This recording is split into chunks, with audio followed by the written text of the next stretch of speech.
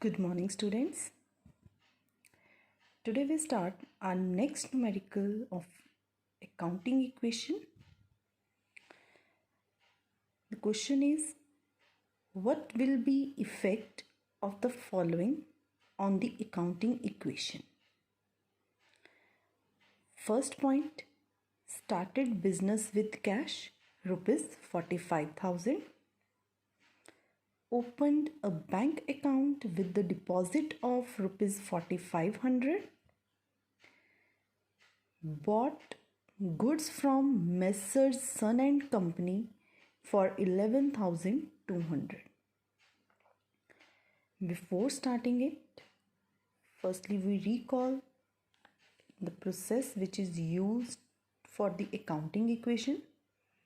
The step 1 is, firstly we analyze the transaction, identify the transaction.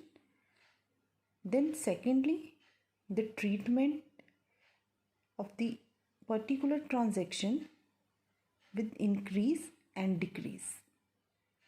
Now let's start. Format is accounting equation, serial number, transactions, assets is equals to capital plus liabilities. First transaction is started business with cash rupees 45,000. जो हमारा accounting equation का first part जिसमें हमने introduction की थी accounting equations की, तो जब आपने अपनी वर्कशीट्स मुझे सेंड की तो उसमें एक दो जनों ने ट्रांजैक्शन का कॉलम ही जो है वो डिलीट किया हुआ था. फॉर्मेट आपको यही रखना पड़ेगा. Serial number, transactions, assets is equals to capital plus liability. You have to follow this same format for the accounting equation. So first transaction is started business with cash rupees 45,000.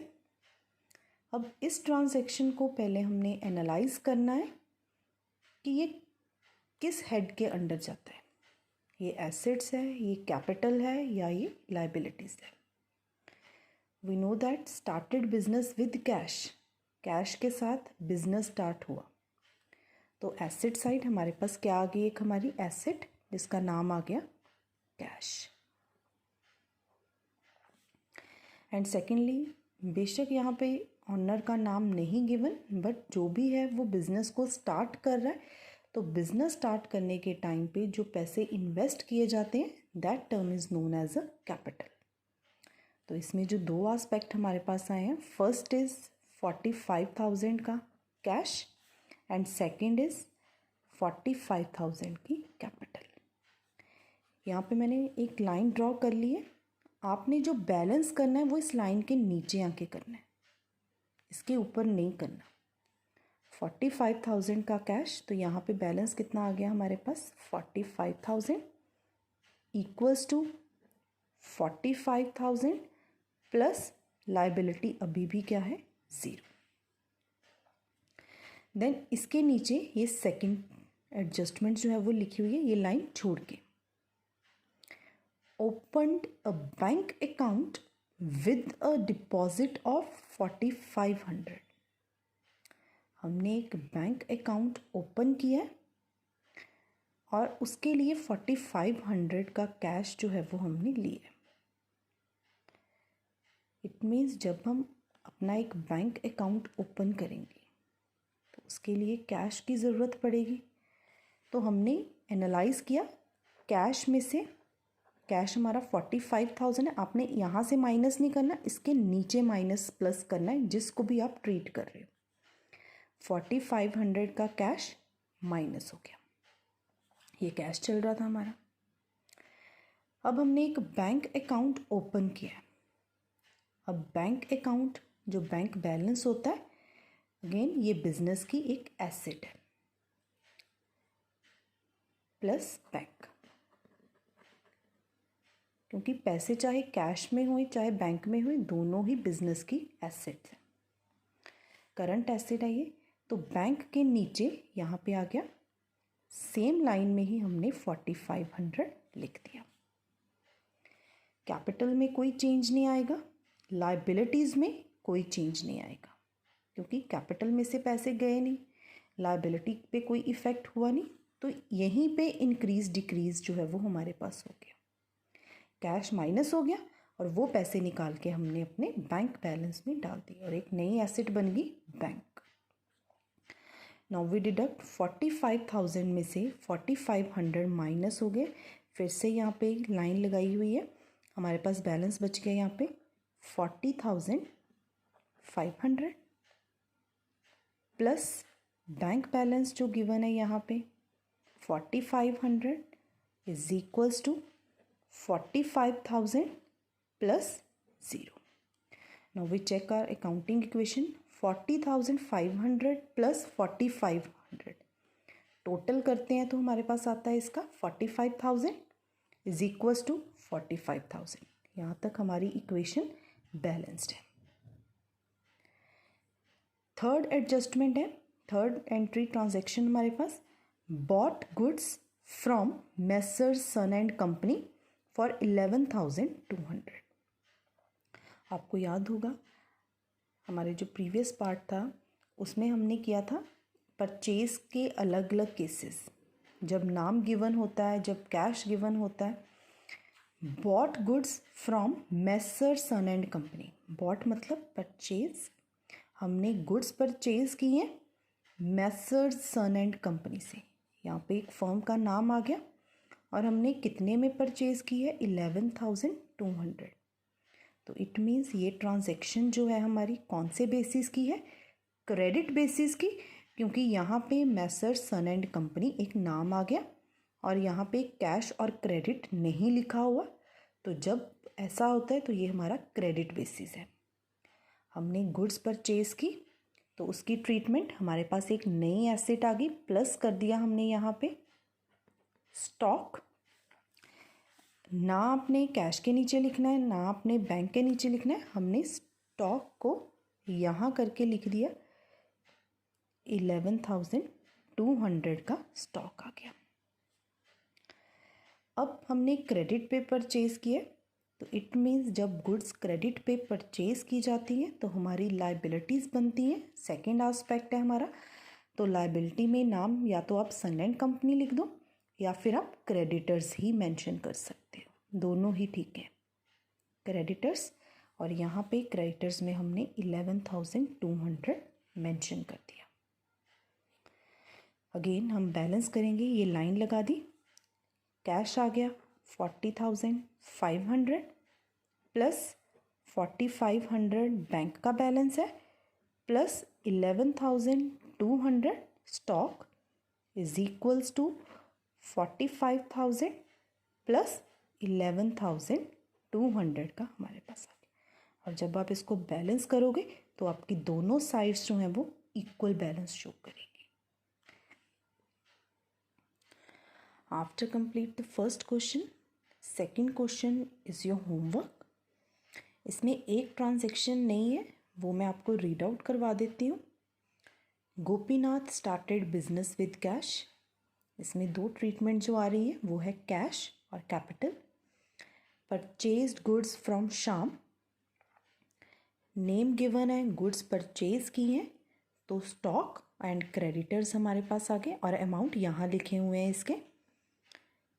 Sold goods to Sohan costing 1,800 और हमने sold out कितने में किया उसको 1,500 में।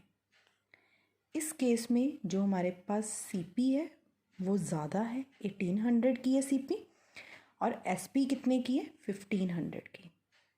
और cell के तीन एस्पेक्ट आपको पता है, जो 1,500 है वो माइनस होगा स्टॉक में से, क्योंकि कॉस्ट प्राइस 1,800 जो है वो कॉस्ट प्राइस है, ये माइनस होगा स्टॉक में से। 1,500 में हमने इसको सोल्ड आउट किया।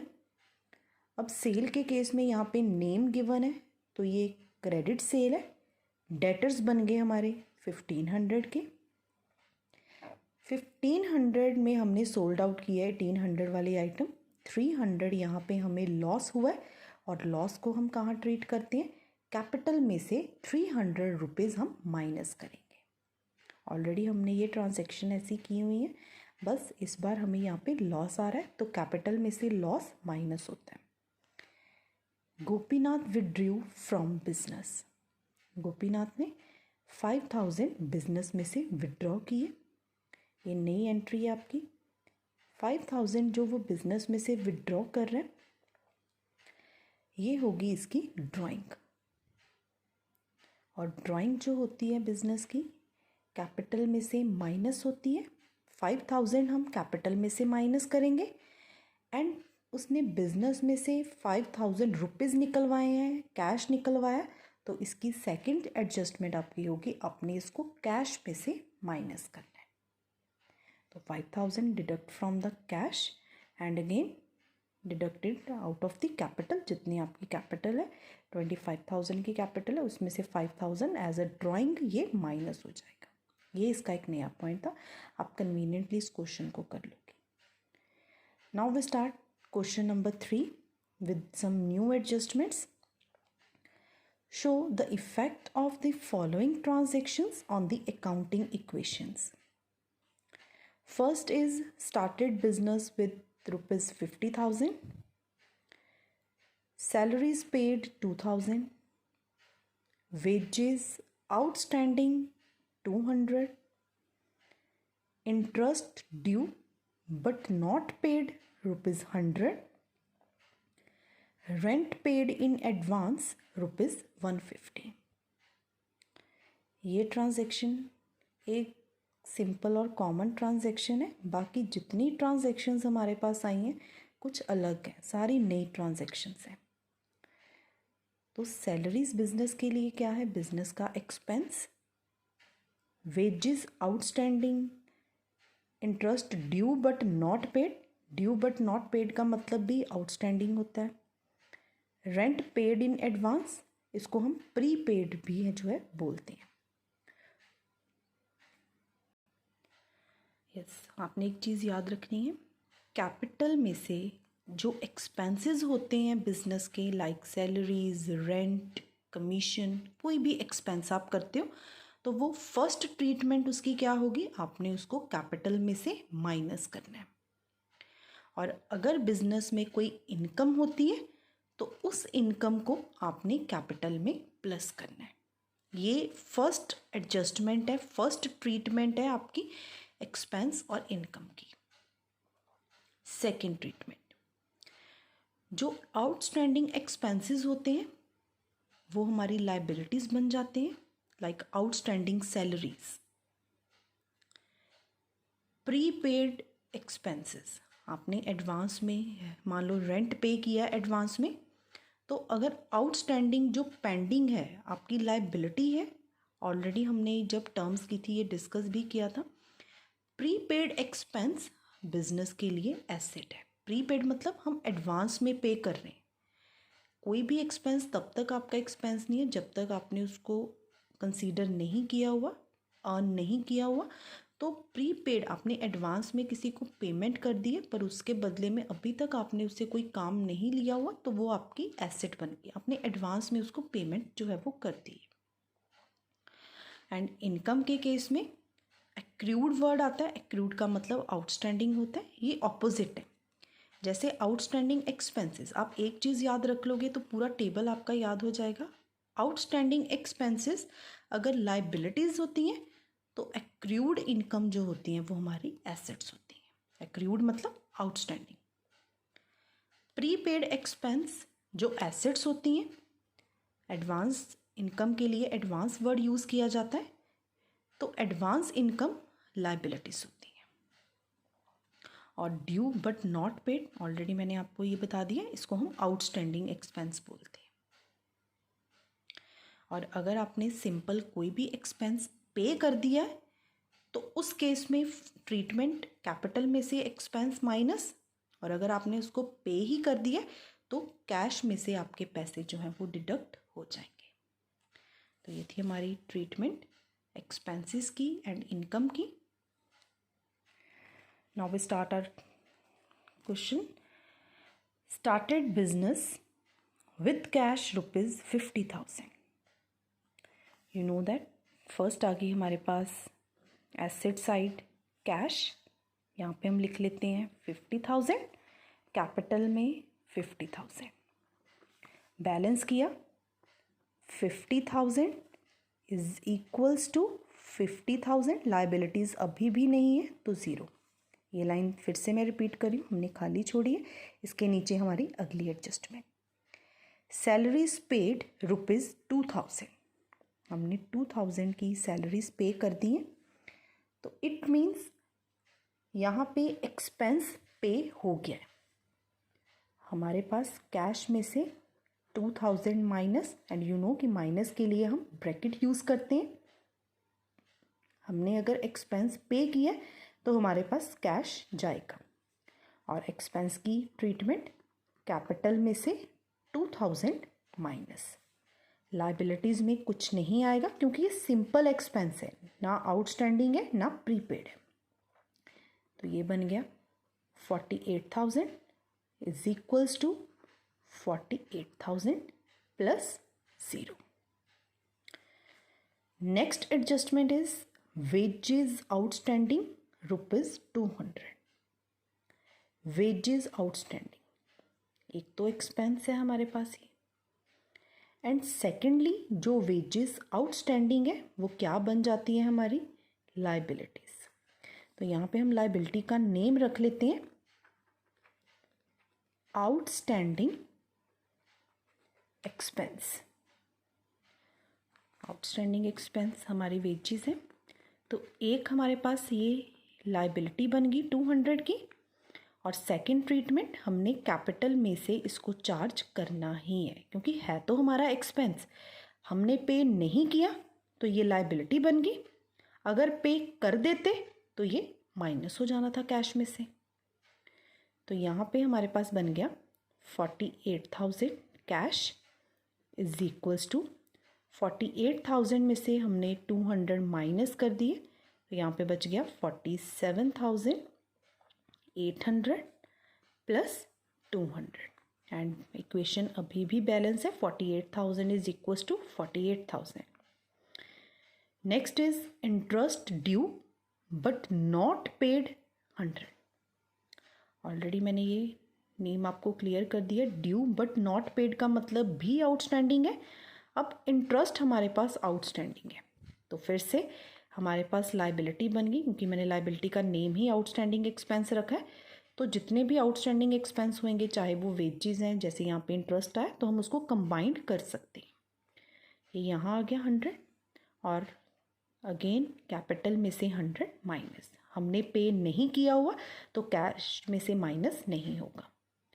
कैश 48,000 का 48,000 इज इक्वल्स टू 47,800 में से 100 माइनस हो गया, तो यहाँ पे बच गया 47,700 प्लस 200 की ऑलरेडी लाइबिलिटी थी, 100 की फिर से बन गई, तो टोटल बन गया ये 300 का। लास्ट ट्रांजैक्शन इस क्वेश्चन की, rent paid in advance 150, rent पे किया हमने 150 का, रेंट अगेन एक्सपेंस, हमने पे तो किया चाहे एडवांस में पे किया, तो कैश में से 150 क्या हो गया minus, and rent paid in advance, इसके लिए नेम क्या है प्रीपेड रेंट। तो प्रीपेड रेंट, प्रीपेड हमारे पास क्या है, हमारी एसेट है, ऑलरेडी मैंने आपको ये डिस्कस किया हुआ है प्रीपेड रेंट, तो यहाँ पे हमने 150 डाल दिया। 48,000 में से 150 माइनस किया, यहाँ पे लाइन लगा के बैलेंस किया, 47,850 plus 150 is equals to 47,700 plus 300, और अगर आप इसको बैलेंस करोगे 47,850 plus 150 that's equals to 48,000 is equals to 47,700 plus 300 is equals to 48,000। तो इसके साथ हमारी अकाउंटिंग इक्वेशन पूरी बैलेंस्ड है, और इसी के साथ ये क्वेश्चन हमारा हो गया over. Again question number 4 is your homework, आपको PDF में ही आएगा, और इसमें सारे पॉइंट्स सेम है, कोई अभी तक नया नहीं है। बस यहाँ पे आपने एक ध्यान रखना है कि इस लाइन में दो ट्रांजैक्शंस आपको अलग अलग गिवन है। रेंट पेड पहले इसको ट्रीट करना, आफ्टर दैट रेंट आउटस्टैंडिंग 200 आपने इसको ट्रीट करना है। This question is also your homework. Now we start our question number 6। Prepare an accounting equation and balance sheet on the following basis. Ajit started business with cash 20,000. He purchased furniture for 2,000. He paid rent 200. He purchased goods on credit 3,000. And he sold goods cost price 2,000 for 5,000 on cash. इसमें नया point है, you have to prepare a balance sheet. Now let's start. Accounting equation, serial number, transactions, assets is equals to capital plus liabilities. आप भी ऐसे कर सकते हो, पहले पूरा फॉर्मेट रेडी कर लो, ट्रांजैक्शंस को पहले ही नोट डाउन कर लो, देन फटाफट फिर आपका क्वेश्चन जो है वो सॉल्व हो जाएगा। बट आपको प्रॉपर फॉर्मेट को बनाना ही पड़ेगा। तो first transaction is Ajit started business with cash ₹20,000। तो एसेट्स में हमारे पास फर्स्ट आ गया कैश 20,000, कैपिटल में कैपिटल ही है 20। तो यहाँ पे हमारे पास इस लाइन में हमने बैलेंस कर लिया 20 इज इक्वल्स टू 20,000 प्लस 0 क्योंकि लाइबिलिटी हमारे पास नहीं है। ही परचेज्ड फर्नीचर फॉर 2,000। अब यहाँ पे गुड्स नहीं लिखा, यहाँ पे फर्नीचर लिखा है और फर्नीचर बिजनेस की क्या होती है, एसेट।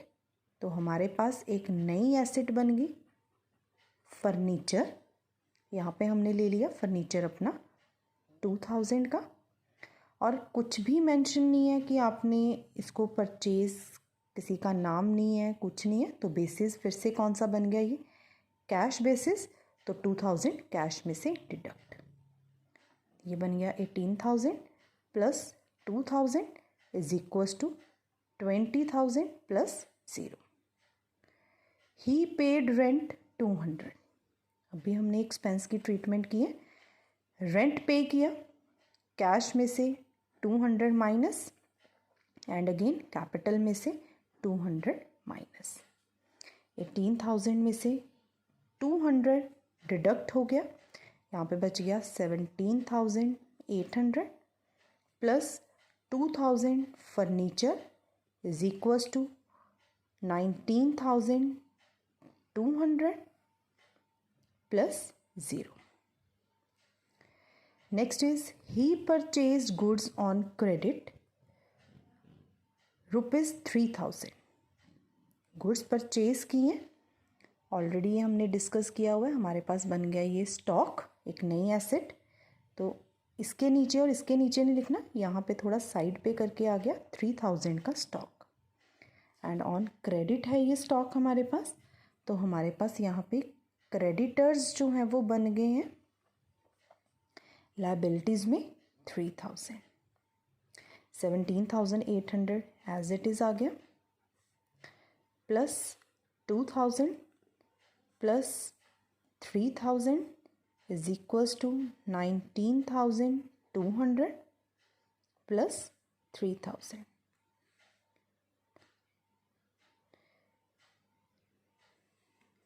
ये 800।